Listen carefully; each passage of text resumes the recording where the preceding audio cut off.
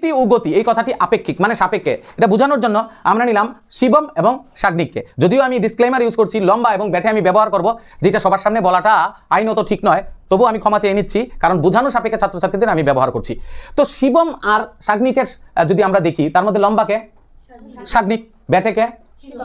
এবার আমি যদি এখানে দাঁড়াই, এখন লম্বাকে আমি, তার মানে শিবমের সাপেক্ষে লম্বাকে ছিল শাগনিক।